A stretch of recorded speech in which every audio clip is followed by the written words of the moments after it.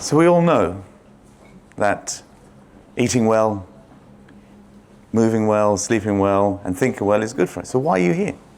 Why are you here? We all know that if we got some sleep, if we did some regular exercise, and you looked after yourself and each other, we'd live a good life. So why are you here?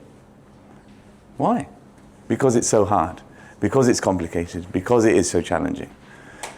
And we've all faced these sorts of things ourselves. So today, what I'd like to do is to share with you some of the research I've done over the last 30 years or so here in New Zealand and also elsewhere, and to share with you some of the thoughts and some of the insights that I've gathered over time and trying to make it in a way that's engaging with you and something that hopefully you can find entertaining and engaging and something you can share with your friends and colleagues and partners and children and grandparents and everyone else. So my name's Aj. I am a Beach Haven resident, just down the road here. I came here 23 years ago, as you can tell from my accent. It's not from New Zealand. The first restaurant I ever ate at was Sega, just up the road here. First restaurant. A couple of days ago, I had dinner at Mulan. Very nice, both those places. I used to come here into this library with my children, sat here, doing the Lego, and playing with them here and engaging with them, reading the books upstairs for them. Sometimes sleeping in the corner while they were playing Lego as well in here. So I'm from here. I also play for the mighty Birkenhead United Football Club. So Birkenhead is in my blood, okay? So I'm going to be here just sharing with you some of our local whānau here about some of my insights. Now, what is longevity? What is longevity? What is health span? What is lifespan? I'm going to try and give you some ideas and thoughts about what that might be. We all want to live longer. Yes, that's all good, but do you want to live longer, better? And that's really some of my research is about. How can we live better for longer? How can we live our best lives every single day so that we can engage with the people around us, our loved ones, and also leave good legacy and leave a good role model for others? So that's what a lot of my research is about. And if there's one thing you can remember from today, this is it. My research is about promoting wellness to prevent illness and maintain performance. I'll say that again. Promoting wellness to prevent illness and maintain performance.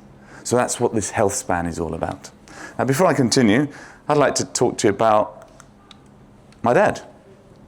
My dad, unfortunately, he didn't have the best of life. At 6 years old, that's when he started full-time work in Bangladesh. At 6 years old, that's when he started full-time smoking as well. At 6 years old, that's when he started his adult life, if you like. So he had a really stressful life. And he died at 54. And he had long illness, about 10, 12 years. So for him, his health and longevity wasn't very good.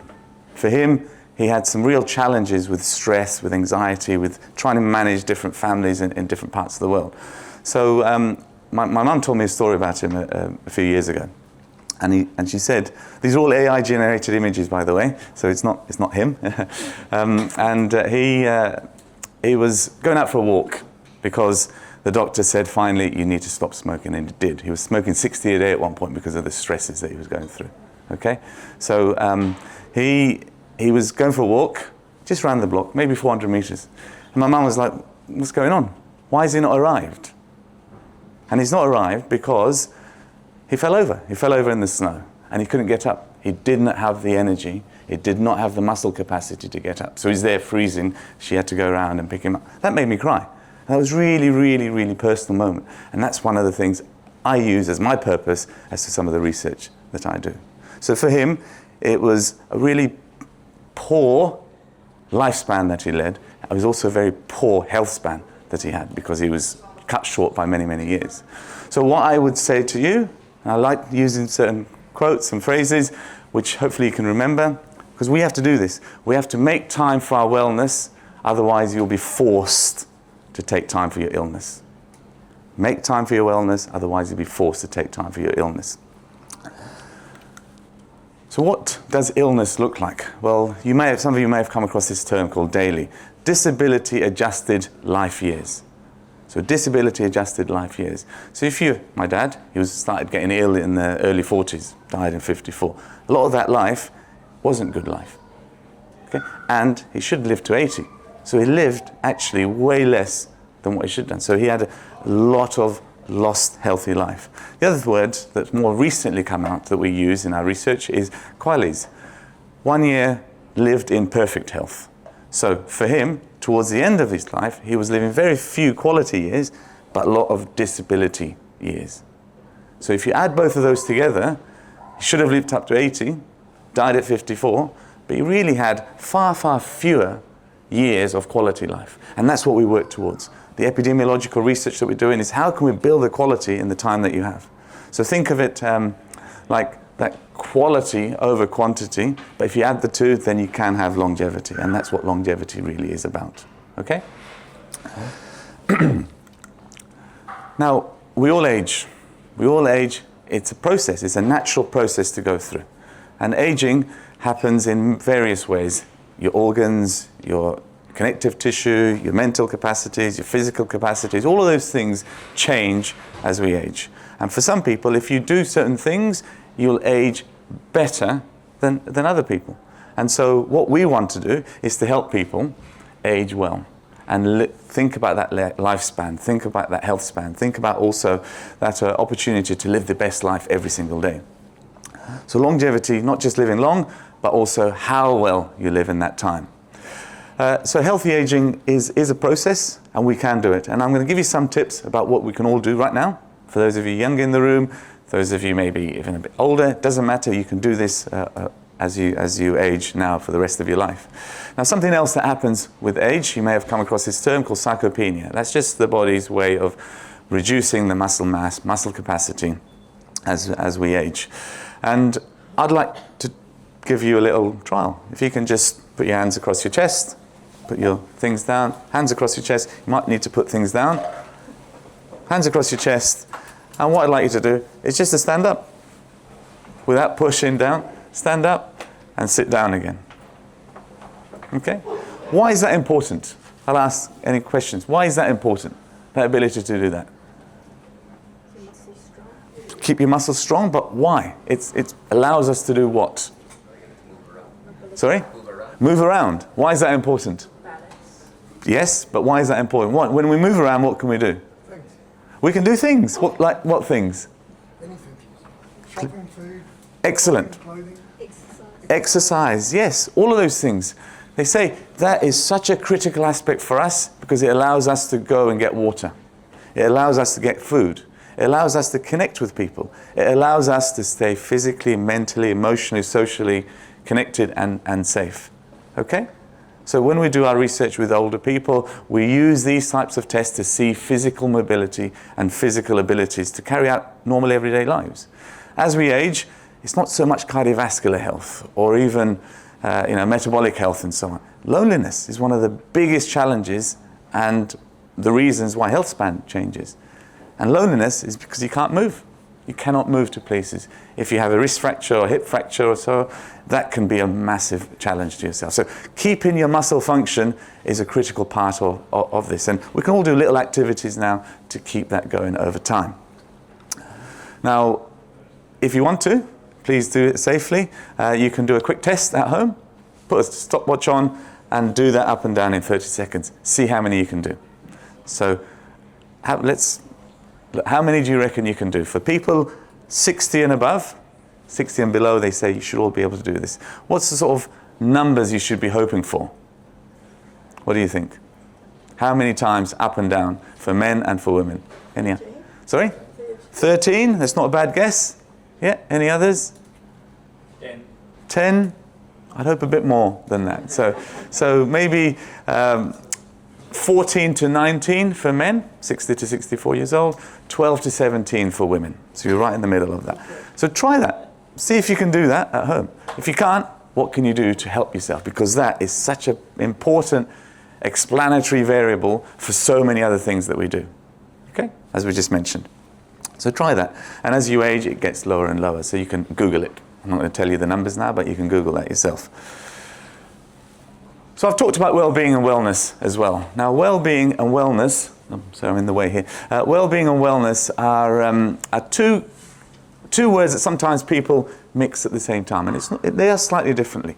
So well-being is overall well-being, and that is emotional, psychological, social, financial, all other aspects. Whereas wellness is an aspect of that, more things under our control. So well-being The best definition of well-being I've seen is the researchers who talk about it, and I put a little image about it to understand. We have these resources, emotional, physical, financial, social, all these resources at our disposal. And then we have challenges that we face all the time. And if those resources and the challenges are balanced, then we're in a good state of well-being. If there is imbalance, then we'll be a poor state of well-being. That is the best example I've seen of well-being. Wellness, on the other hand, is the more lifestyle-related issues, so that we can eat well, move well, sleep well, think well. Your 4 key superpowers that allow you to live a healthy lifestyle. Okay? So that's how how they all work together.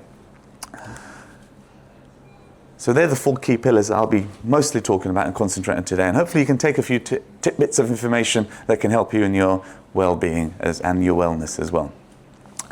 Now, has anyone read the book Atomic Habits?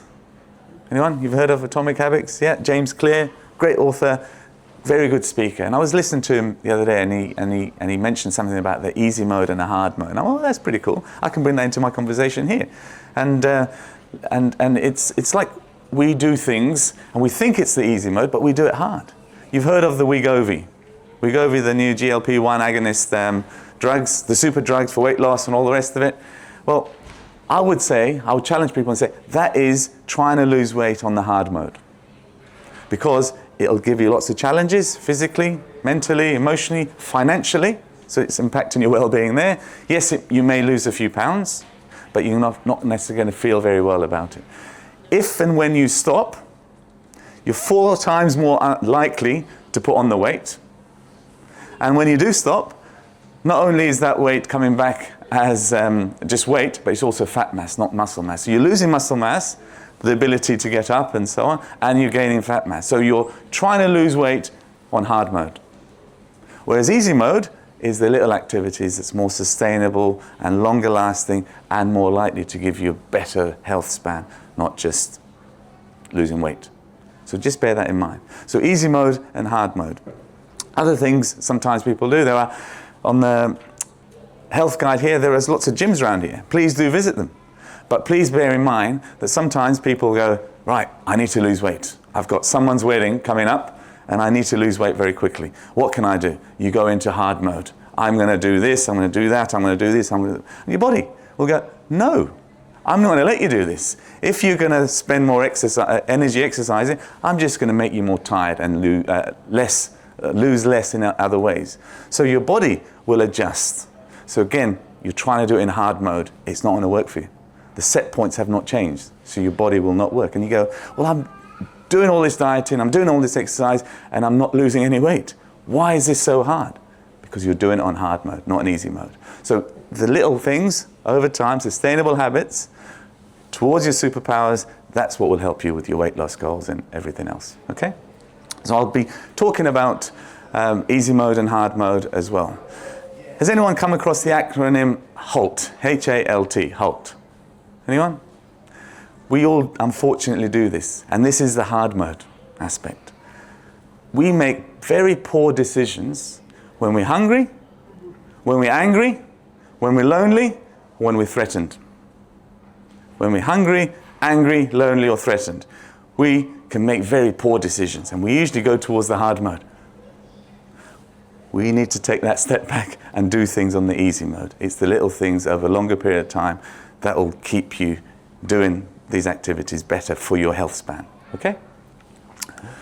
So, I like running and I like cycling, and I'll give you some stories along the way today. So I was cycling in Tauranga, where my partner lives, and I was there cycling 30 kilometers, and I thought, well, what am I going to talk about today? And this talk here actually inspired me to talk about this pre-check, and I came, pre-check, that sounds pretty cool, something quite snazzy, a pre-check. So the P for pre-check is preparation. Proper preparation prevents poor performance. So what can we do to prepare for some of those things? For example, you can go and see experts, and there are lots of experts in this book. There's a nice plug for UK, thank you very much. Pre-check, go and see specialist people. The preparation is also about changing the environment. You need to be able to change the environment to allow the other things to happen. So how can we prepare for changes in environment or readiness changes? Are you ready to make this change? Because if you're not, then that's a challenge. I'm working with various government organizations around the world looking at what schools are in terms of readiness for change to allow physical activity initiatives and nutrition initiatives to take place. So at a school level, what's their readiness for change? Because if they're not readiness for change, however much money you put in, it's not going to work. So similarly, what's your readiness for change towards that? How are you looking into that? Are you feeling ready? The other thing is rituals. R is for rituals. If you can ritualize something, you take willpower out of it. What did we do this morning, before or after breakfast? You brush your teeth. Do you think about it? No, you just did it. You ritualize those behaviors. So what can we do to ritualize our behaviors so that everyone knows this is what we do? No one else questions you or anything like that. This has become part of our family constellation habits or our work habits or anything else. So how can we create rituals that fit into our daily schedule? We're all very time poor. So how can we piggyback something onto it? So that goes on to the engagement aspects. How can we change our engagement? How can we change our mindset from having to think, oh, this is a chore, to having to go and say, well, actually, I'm enjoying doing this. And I'd like to give a little story about that mindset shift. I was driving in the car. I had one of my kids in the car, one in the front, one in the back, going to swimming. And I'm going, I've got lots of work to do, and we're stuck in traffic, and I'm running late. And I'm thinking to myself, I've got to take you to swimming. And I was like, mentally slapped myself, thinking, what are you going on about? You've just gone through court issues to try and see more of your children. I get to take them to swimming.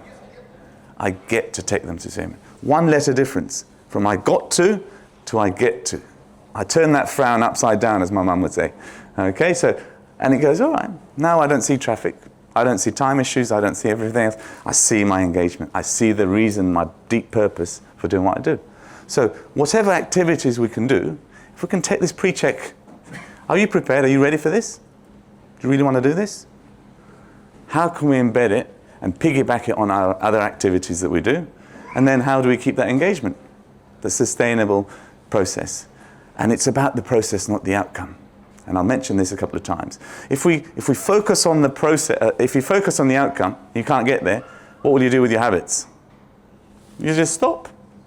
It's too hard. Can't get there. If you focus on the process, you're going to enjoy the process, and you're not going for a walk because you want to get your heart rate up and your activity tracker is sending this, you need to do that, you need to do this, I'm just going for a walk with my friend. We're having a chat. That is the process. Focus on that, then it will help you do things on that easy mode.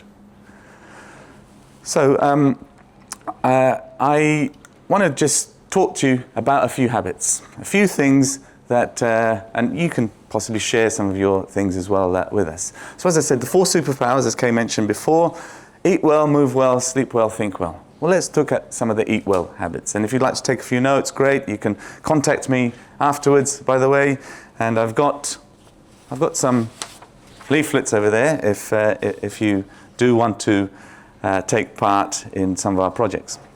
So the hardest thing in human trial research is finding humans to take part. That's the hardest thing. So I set up something called the Research VIP to show the research very important participants. And we do various projects at Mass University looking at overcoming diabetes or hypertension or mild cognitive decline or osteoporosis or whatever. Lots of different types of things. So if you are interested, there's a leaflet there with the QR code. You can sign up for that. And that's part of that preparation I just mentioned. Go and talk to the experts. Go and talk to people. Find out what you need to find out. And so one of the studies is we're looking at the effect of creatine monohydrate on cognitive function in older adults. Might be useful for you. Some of the challenges that we might face as we age with cognitive decline and so on. We're doing a really quite nice study looking at creatine supplementation, not just for athletes, but could it help? Could it help everyone? Could it help you maintain performance here, which then can help with your performance in your body as well? We're doing work on beetroot juice, on blackcurrant, on different types of protein supplementation. We're looking at working with stroke survivors. So if you'd like to engage with us, that would be amazing. Go and have a look. There's a leaflet there for you. So back to this. I'm going to ask a personal question.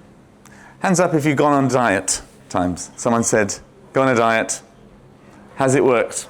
Has it worked, Kay? No, it doesn't, because unfortunately, the word diet, it's hard mode.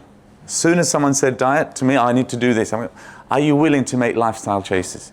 Lifestyle changes. I'm not going to use the word diet, because straight away, that's a reward, that you go down to the outcome. We want to look at the process. Focus on the process, the outcome will happen. Okay? So, for me, preparation-wise, I go and have an annual health check with my GP, and I encourage everyone to do that if you don't do that anyway. Blood tests, other tests as well. And I found out over a few years my cholesterol level was going higher and higher and higher. So this is my preparation. I thought, well, what can I do about it? Well, I take part in some research studies like these. So one of them was a kiwi fruit study. Eat 2 kiwi fruit a day, and it helped with some of my metabolic health parameters. Great. I just couldn't fit it into my daily lifestyle though. I couldn't ritualize it, and I couldn't get that engagement. So then I tried other things. And so some good habits I put on. I reduced my red meat intake. I'm eating more fish when I go out. So little things, and James Clear would talk about habit stacking. So what little things can you do to help habit stack?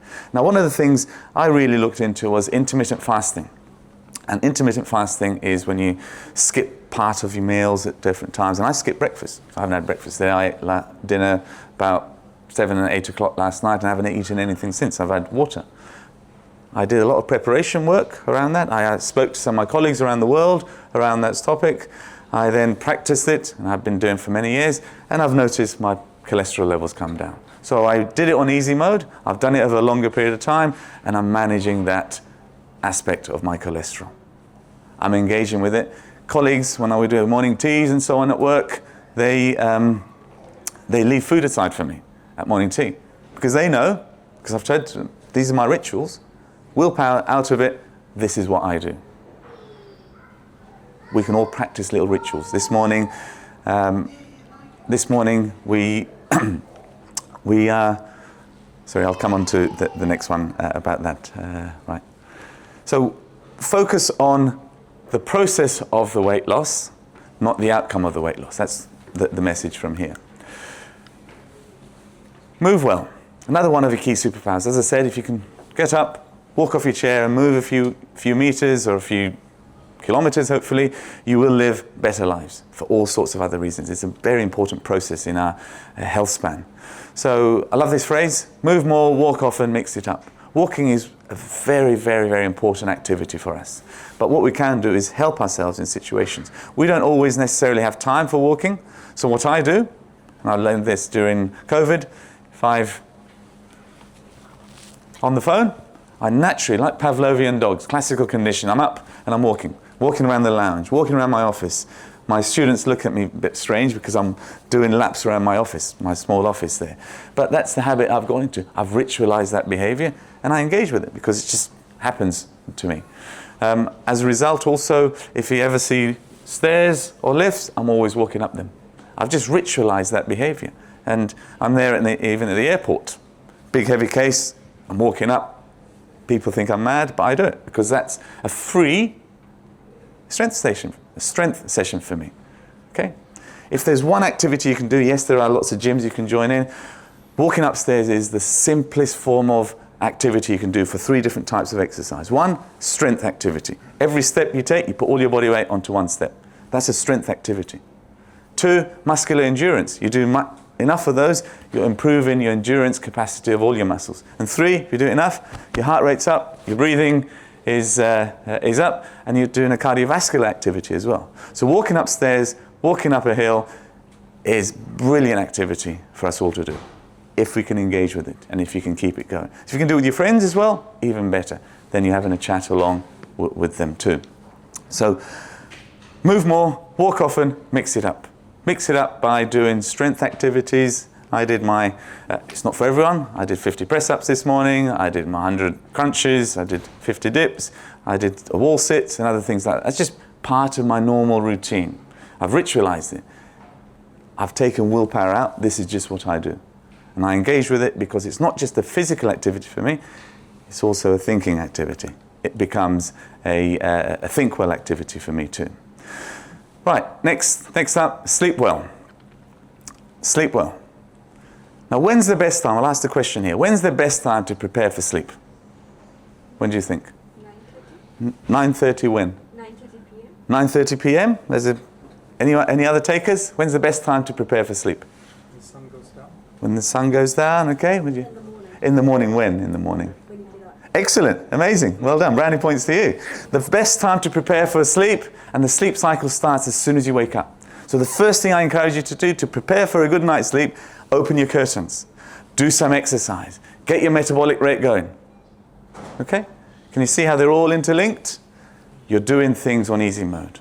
Stress less, sleep more. Have activity trackers, have sleep things and masks and this, all that. If that's just causing you anxiety and you forgot it, then it's going to cause you anxiety, you're going to sleep less. Your body will naturally know how much REM sleep you need. Your body will be able to sleep before, have a long unit, and it'll work its way out over a few days. If you stress and be really anxious, it will sleep less. You will sleep less. So what are you doing to take the stresses out? What are you doing to prepare? Preparation starts first thing in the morning. What can you ritualize? Well, you can ritualize doing a bit of activity, going for a walk, opening the curtains, all of these things. If you do that, you're going into that ritual process. And then engagement pieces. You can do things in bed. I know I tell people not necessarily to have to screen time, but if that can help reduce your stress, then you're more likely to sleep better. So you need to figure out what that looks like for yourself. Finally, we've got the think well aspect. So think well, it's about taking a growth mindset. Has anyone come across growth mindset? Carol Dweck's work, any chance? Yeah, so she talks about fixed mindset and growth mindset. Fixed mindset, no, I'm not good at this, I can't do this, therefore I won't bother doing it. Learned helplessness, you go down. Growth mindset is, I can't do this yet. I can't do this yet. And this is how we should be teaching our children as well. And she has a lovely phrase, it says, fixed mindset and growth mindset is like the tyranny of now versus the power of not yet. The tyranny of now, because we get focused, why is my kid not doing this? Why can't I do this? You're just not there yet. When we go on hard mode, we're on the tyranny of now. When we're in the easy mode, we haven't done it yet. We'll get there. We'll work our way there. We'll sleep better as a result. We will eat better. We'll focus on that process, not the outcome. The outcome will happen if you enjoy the process. Okay? So, what do I do for my think well aspects? Well, I take a cold shower in the morning. Anyone else take a cold shower in the morning? I'm running in the UK sometimes, -1 degrees. And then I'm going in for a cold shower. My mum knows I'm having a cold shower, and she'll go, yeah, okay, at least you're saving the power bill. Yeah? Cold showers, it's freezing. For me, 2 things. One, it helps with immune function. That really does help with immune function. But most importantly, if I can conquer that cold shower, because I still do it 7, 8 years later, if I can conquer that cold shower in the morning, then I can have a really good start to the day. I'm in that right process. So for me, that's my ritual. It's not for everyone.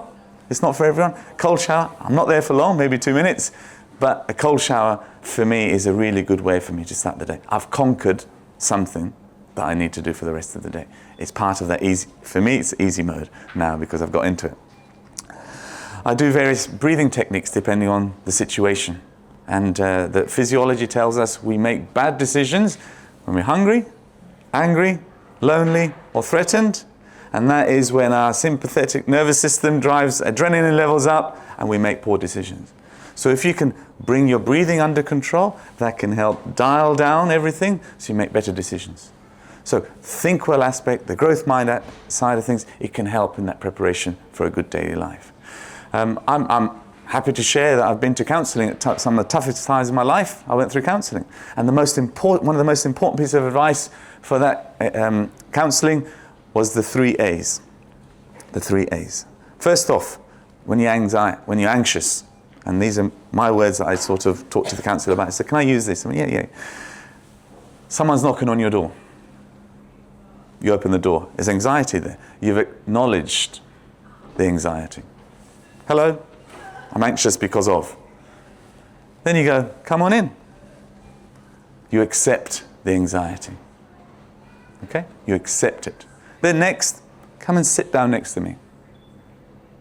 You're accommodating, so I can carry on the activity. So you acknowledge, accept, and then, you acknowledge, accept, and then accommodate. Acknowledge, accept, accommodate. If you can do that, you'll be thinking better.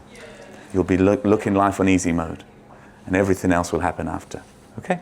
So how can we take a growth mindset? How can we prepare for these activities so then you can think clearly, rationally, and you avoid the halt situations? So, I love this quote. The road to heaven can look like hell, whereas the road to hell can look like heaven. When we have weight loss goal, and we go, oh, it's going to be hell to try and get those 10 kilos off. It's going to be hell, so I'm not going to start. Or as soon as it gets too hard, I'm going to come off the road. That's what happens. That's why we have yo-yo diets and yo-yo anything. Yo-yos. Whereas the road to hell can look like heaven. I won't bother. I'm just going to carry on watching my Netflix, binge watching this, eating my takeaways. Can't be bothered. I'm just going to do like this because it can look like hell. So what I would suggest to you is to take the hell and the heaven out of it. Think about the road. Just think about the road. Who are you there on the road with? Are you enjoying the journey with them? Where is it taking you? Focus on the process, not the outcome. Mindset shift across, and then you'll get to where you want to get to. Okay? So focus on the process, not the destination. Focus on the process, not the destination. Because if you can do that, then you're living life on the easy mode, you're building those habits, and then you're helping with your superpowers. Now, as I said earlier, I like running. And a few years ago, I was running, and I was saying to people, it's really hard to change one thing by 100% when it comes to health and well-being. So what we can do is try and find 100 things that we can change by 1%. So I was like running, I'd love people to join me on this 1% club. And I thought, well, that's got a nice ring to it. So then it was, well, a lot of my research, whether it's beetroot juice or exercise or whatever, is about the heart. Then I thought, to do work, you have to do a bit of hard work. You have to do a bit of digging. I thought we'd dig with a spade. Oh, interesting. And then I'm laughing to myself thinking, as the Roman poet Virgil said, health is wealth. And there's nothing more wealthy than diamonds. If you've got lots of diamonds, And as a result of that, I thought, well, can I bring something like that into something that I can communicate with people? And around that time, there was a colleague of mine, and she said to me she was overwhelmed by information that her midwife, gave her when she was struggling to sleep through pregnancy. She was just overwhelmed. She gave her that many leaflets every time she called her, or she gave her more websites to look at, or called her and told her about that. So as a result of all of that, I thought, well, how can I help take the science and make it engaging to people so that they can practice it and try it? So as a result of that, I came up with the 1% Club. So the 1% Club is a deck of cards. It's just a deck of cards. You can play a deck of cards, play bridge, play poker, play whatever you want to play with them. But it's got a simple message. There's 15 years worth of research, multiple papers, several PhD students on one little message. I came up with that. A cup of beetroot juice a day keeps the cardiologist at bay. If you want more information, there's a QR code for it. If you want even more information, there's references there to our research. So it's about engaging with people, informing them about it, exciting them, hopefully, and engaging with them. So we've developed these cards here, and I've got some here if anyone would like to. Oops. Sorry. So these activities are all about things that you can try. Can you ritualize these behaviors? Not all of them will hit. Not all of them will be a cold shower. There'll be other things as well. If it's not for you, then you can try something else. So what this is about is just simple activities, simple healthy habits that you can do to make your life easier and live a better life and live longer life on easy mode. Okay? So I would like to just finish off. I started off with a story about my dad. Now I'd like to finish off with a story about my mum. And my mum used to always say when I'm going, a friend of mine, Dean's over there, he'll understand, trying to get people to play sport is hard work. Me, I couldn't get enough of it. And my parents were like, well, why are you doing all this? What's the purpose? Why are you going for a run? A run to where? Why are you doing this? So they just didn't understand it. And I kept telling her about, you should move more and walk and do this, and didn't get engagement with her. Just struggled. And she's in her 70s now. She'll be 70 next year. But in her 60s, I was like, what can I do? So I said to her, Mum, what do you really like doing? Well, I like talking to your cousin's wife, and we have a chat. I went, well, can you do that more often? I went, well, okay, well, we'll see how we go. So I said, right, how far is her house? Well, it's only about half a kilometre away. Well, why don't you just go for a walk? Well, no, I don't have any shoes. So now I got to something here. So I bought a pair of trainers. I ordered a pair of trainers from New Zealand. She's in the UK. And the magic happened. Magic happened. She said, I put the trainers on. We went, and she said, let's go for a walk. And we'd go, one time, we went for a 2-hour walk. We got lost. We did this, we did that. And I went, how did you feel about that? Oh, it's okay. We had a really nice chat. Brilliant. So let's prepare. We've got some shoes. Ritualize it. We have our time together. Engagement. It's a time where I get to speak with your cousin's wife. She's a widow. They're both widows. And they're walking along. Amazing story. How one little change, understanding the purpose, giving the right change in environment, and then allowing that to flourish is what this is all about. So if you can do all of that, everyone, what I would really encourage you to do then is look at yourself, ask yourself the question, how can I live my best life every day? And how can I do it for as long as I can? If you can do that, that's the focus on the health span, not just the lifespan. Thank you very much for your time. And remember that pre-check, always the activities, pre-check. Can I do this? Is an environment that's changeable? Can I manage this? And can I engage with the process, not the outcome? Thank you, everyone, for your time. The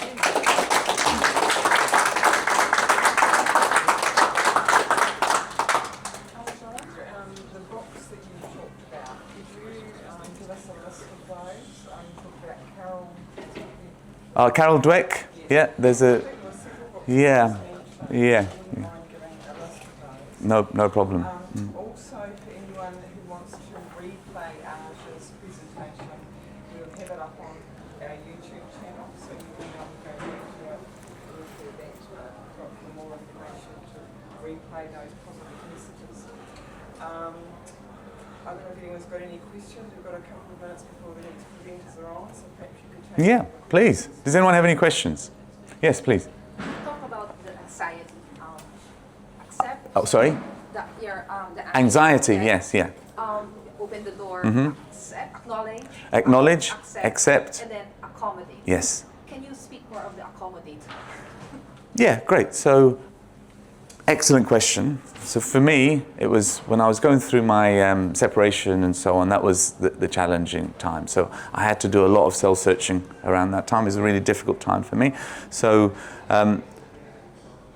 one of the ones was when the children went to their mums. For me, it was a tough time, and I felt lonely. I felt really lonely. And the accepting thing that I did was, I am alone, but I'm not necessarily lonely. I'm just feeling alone. So what can I do around that time? So one of the things I did was write down gratitudes. So every day I did it this morning, I write 3 gratitudes down. And if something bad happens to me, you write the gratitudes, and then you go, well, actually, that's a positive outcome. So now, instead of wallowing in my loneliness, I write, I am grateful for my alone time. So that's the accepting and acknowledging what the issue is. And when that changes, actually, now I've got time to go for a run. Don't have to worry about the babysitting. Now I can watch some TV, I can do some work, whatever. So it's just that mindset shift that allowed me to acknowledge the pain, accept it, accommodate it, and then move on with my life. Yeah, is that it? Okay? I'd like to give you, for that excellent question, take a cards. Thank you. There you go. Give those a go. Any other questions? Yep. Dosing for chronic creatine monohydrate. Normally I talk about 5 grams to a sort of muscle. Yep. What do you think about dosing to try and brain activity? Is it like 10 grams or something like that? Brilliant question. So we are, so creatine, just to take a step back, creatine helps us with something called phosphocreatine, which allows us to do activity. You know, it's a sprint type activity, and that's where the most research that we've done in the past. But it also helps with nervous tissue development. And so for exercise, you're right, we have a high loading phase and then we have a maintenance phase. But for this particular trial, we're going to do 2 10-gram phases for a day for, I think it's about 7-day loading that we're going to do for that particular one. So if you are interested, there's some leaflets there about that study, and we can look into that. We've already done some studies looking at different types of creatine, how it gets absorbed in the blood, what's the best one to take, how dosage, etc. And now we're looking for new participants, older participants, to try and help us to see whether this can help with cognitive function. And we're going to be doing some MRI and MRS work as well to look at how it impacts the creatine levels in your brain, and then how that helps with the cognitive function as well. So great question, thank you, and I'd like to give you a deck of cards for those as well, for that excellent question. There you go. Thanks. Thank you. Thank you. Anyone else? Yes? I'm glad to see I'm not the only one that eats late, like dinner at 7 or 8 at night. It's not a question. No, that's fine. Well, good point. In Bangladesh, people eat at midnight, 1 o'clock. That's when they eat. That's late. So when I eat at 5:30 or 6 o'clock with my children, typically, that seems crazy early because they're having lunch at 3 o'clock or 4 o'clock in the afternoon at times. So when I go to Bangladesh, I try and give tidbits of information to people. And it's like to reduce the purified ghee. That is really bad for people. Right? To not eat so late. To be encouraging in the discussions that they have with their children. To take a growth mindset. It's all the little things. Me going for a walk, or a run, I should say, in the heat and all the rest of it, they go, why are you doing this? You're mad. Then they'll go, well, it's because you're fit that you can go for a run. They go, actually, I've been telling you this for 20 odd years. And I'm the one who looks a bit younger than you, not having strokes or heart attacks or whatever else, similar age, all the rest of it. So it's starting to happen. Small things are happening, and the eating late is something that will change and hopefully help. Okay. So it wasn't a question. Does anyone else have a question? Yes. Is there, like, in terms of sleep, is there an amount of sleep that is required, and is it important to keep the same routine in bedtime, always going to bed at the same time every day? Amazing question. So consistency is key for sleep. Consistency. But don't get stressed on it. If you have to go to bed by 10 o'clock and if it's 10:01, I'm not going to get good night. That's the anxiety that will make you sleep less. So have that wiggle room. Your body will catch up. If you've only had 3-hour REM sleep and your activity tracker says so, over time, it will catch up. Don't stress over it. But consistency is critical. And it's not so much, and this is something for you as well, it's not so much when you sleep, it's when you wake up. It's when you wake up is more important. So this morning, I woke up about 6 o'clock. During the week, I wake up about 6 o'clock. I was at Birkenhead United Football Club. We had a function there. I don't know if anyone else was here. We stayed up a bit later than normal, but I still woke up. So if you can wake up consistently, open the curtains, do some activity, get that sleep cycle going, that is much better for sleep. The consistency in waking up, not necessarily the other end. And the amount of hours? Great question again. As you age, you do need less sleep. There are different guidelines from babies to toddlers to children to adults and so on. But for adults, most of us in here, about 7 hours, give or take. And you can have a wonderful sleep with 5 hours sleep sometime. If your body wants more, it'll sleep a bit longer another time. Consistency is the key. Don't stress it and allow your body to know what it needs. Okay? All right, that was a good question. I'll give you a pair of cards for that. All right. Thank you. Thank you. Yeah, all right, well, I think we're done for now. If anyone is interested, please, I've got my contact details over there, the research VIP thing. I'd love more people on there. We've got about 1,500 people in our database. We'll let people know about the various projects that we're doing, and also that one particular study, which is the creatine study. There's some information about it there. Thank you ever so much. Have a wonderful day, everyone. Thank you.